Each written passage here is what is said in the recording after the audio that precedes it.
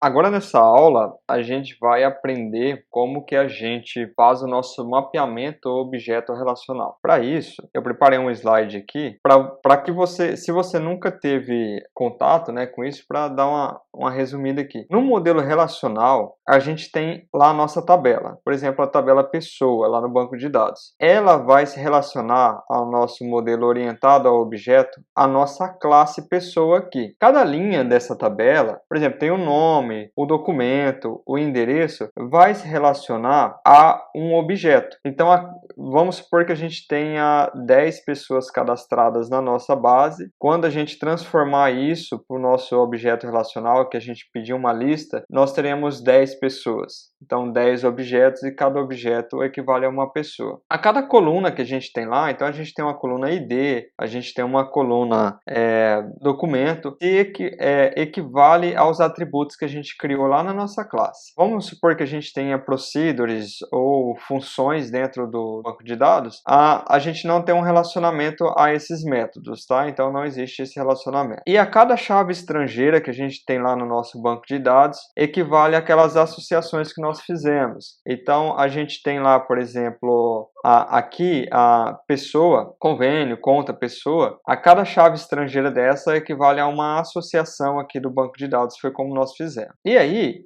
nessa aula a gente vai fazer o mapeamento da chave estrangeira. Então a gente tem a coluna ID ou ID, na qual ela é um autoincremento. Então o banco de dados ele fica responsável por ir incrementando, né? Se registrou um, o próximo vai ser o 2 e assim por diante.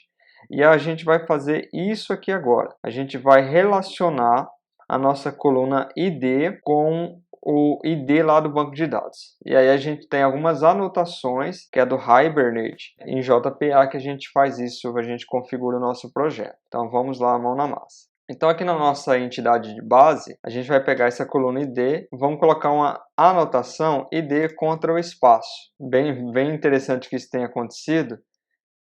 Aqui ainda não está porque a gente não colocou uma biblioteca que é responsável por isso. Então a gente vai clicar aqui com o botão direito em Spring ADD Starters, que são os iniciáveis aí. Eu esqueci de colocar aqui o JPA.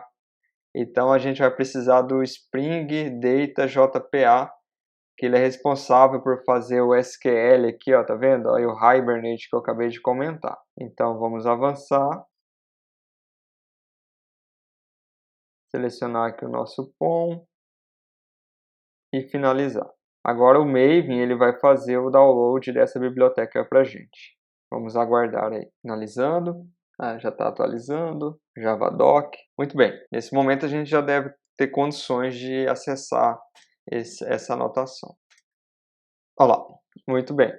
A importação, aqui ó, contra o espaço, vem aqui do javax.persistence, tá? Então, essa anotação identifica que esse atributo é um identificador, lá do banco de dados, e aí a gente vai ver qual que é a estratégia de geração, né, desse atributo. É em que generated value, dentro dele, abre aí parênteses, a gente vai ver qual que é a nossa estratégia. Clica aqui em estratégia, contra o espaço, vai ser a identity. Essa estratégia aqui, ela diz que esse D é um autoincremento. A gente salva e a gente já tem essa anotação concluída. Então, para essa aula, é isso. A gente já viu aqui o nosso primeiro mapeamento que a gente já está fazendo com o JPA no nosso projeto. E para a próxima aula, a gente vai dar continuidade, cada vez avançando mais nesse processo.